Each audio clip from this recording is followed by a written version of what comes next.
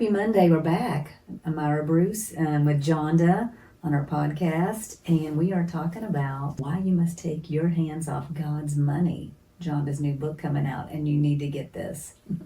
So, Jonda, we are going to discuss now, we're going to discuss something that I love this part of the book called dropping nickels. Okay. And definitely dropped a lot of those, and I'm excited. I remember when I got married, I had a Starbucks habit of $160 a month. Ooh. And so when I dropped that, I dropped drinking Starbucks. I would say that on this podcast. It's amazing what a few little adjustments can do, right? I know. So talk about that part of the book. So dropping nickels is a really cool chapter, I think, on helping you really get a handle on where you're spending your money. So you mentioned in a previous segment that, and I hear this a lot, I can't afford to tithe. Mm-hmm. So as a quick reminder, if you are interested in the tithe challenge, you give the first 10%, not the last. So you give it, it's gone, and you need to learn to thrive Mm-hmm. on the remaining 90%. So now that we have less money to live on, I want to give you some tips and tricks that have worked for me throughout the years to have a wonderful life on that remaining 90%. So the dropping nickels really addresses the money that's just leaking out of our bank accounts, truly leaking out of our bank accounts. So in our last segment, we talked about the app that's launching in conjunction with the book. The app is the JondaKnows app. It is a faith-based, AI-driven personal finance app that's amazing. I'm excited about the launch, but there's so many add-ons that are already planned after the initial launch that I need to be careful how much I talk about, because I might talk about a future release. But the budget section that we hit on last time is really cool because it helps you itemize out your categories, and you're probably going to find that your budget's not balanced. You're going to be like, I don't have enough money. And what happens when we don't have enough money? We pull out a credit card. Yes. We got to stop doing that. So dropping nickels is going to, one of the things in the app, and I just had this thought because I thought of it a minute ago and I forgot to share it, that we all sign up for subscriptions, right? We do it all the time. It might be $2.99, it might be $3.99, $4.99, who knows, it might be $14.99. But are you using that service every month, right? And you're like, no, then you need to cancel it.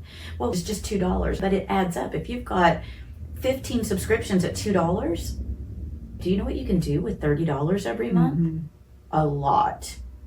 And so we talk about that. There's a plethora of tips and tricks in the dropping nickels chapter. I get pretty excited. Another one I'll just expose here, and I'm guilty. Actually, I'm guilty of almost all of these, or they wouldn't be in there, right?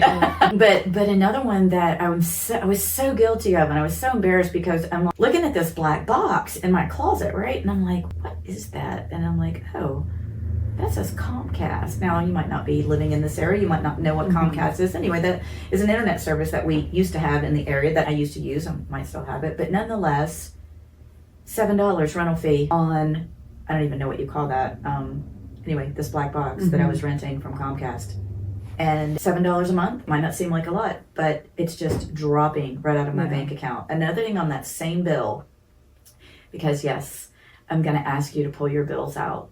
We're going to pull your checking account, not 1 month, but 3.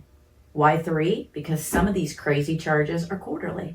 They're not monthly. So we need 3 months of bank statements. We need 3 months of all your credit card statements. And we are going to comb through these with a fine-tooth comb. But another one with the cable bill that I am guilty of is, I don't know how many TVs you have in your house. Maybe you have TVs in bedrooms or whatever. I did. And then your kids grow up and move out of the house, and you're not watching TV in that bedroom anymore, but you're paying whatever, $5, $12, whatever your service is, to have that extra hookup in a room that no one's using anymore. So just things that people don't even think about. No. And do you feel like people will be surprised how much money that they're actually just dropping? You have no idea. And there is another, it might have been in the previous chapter, but I'll just give a little shout out for it here, because I really need to do this challenge again. Because it can help anybody. I don't care if you are doing great financially or if you're struggling. It can help you. And it's called the 30-day challenge. And in this 30-day challenge, you write down every you spend money on. Now, I don't want to know about your mortgage. I don't want to know about your utility bills. I don't want to know about the stuff that you have to spend money on to live. What I want to know about is that Starbucks drive-through bill. I want to know about the vending machine at work, which now, my goodness, you can't even get a pop for, it's $2.25 for a pop. And then another whatever, $1.75 for chips. In a vending machine, you're spending $5 when you go on your 10 o'clock break every day or whatever. So for 30 days, you cannot change your spending habits. If you do, you'll completely ruin the purpose of this exercise. So just forget about, oh my gosh, I'm not spending too much. Just do what you normally do for 30 days. But either download the app that we've talked about, the Jonda Knows app, because you can do this challenge in the app. Or back in the day when I first introduced this, I got just a little pocket notebook and a pen. And guys, you can stick it in your shirt pocket. Ladies, you can put it in your purse, or you can do it digitally on your phone. We've got that little notes app. Doesn't matter, whatever works for you. But I want to know when you buy the candy bar. I want to know when you go through the McDonald's drive-thru at lunch. I want to know when you go out to eat. And you're like, but Jonda, we have to eat. Yes, you do. So I don't want to know about your grocery bill, but when you go out to eat, that's a luxury, Myra. Yeah.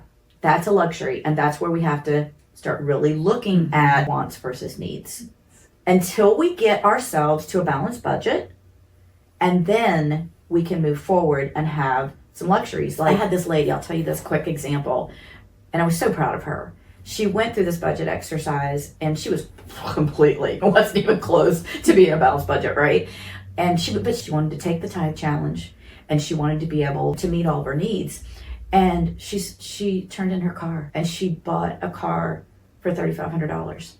So she got rid of a $500 car payment. This is a few years ago, a $500 car payment. It's probably a whole lot more than that now. But she got rid of her car payment.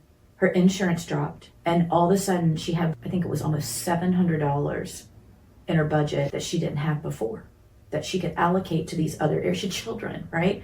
So her grocery bill is probably more expensive than a single person. So she needs more in her budget bill than I do as a single woman. But she made some sacrifices because she made it a priority.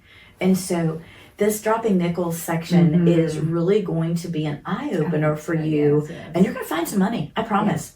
You're going to find some money. And you'll be surprised how much money you're spending and that you don't even know it. It's embarrassing. It really is. I love that. That was a great chapter for me. I thought that was. Hey guys, don't forget to pre-order your copy of Why You Must Take Your Hands Off God's Money.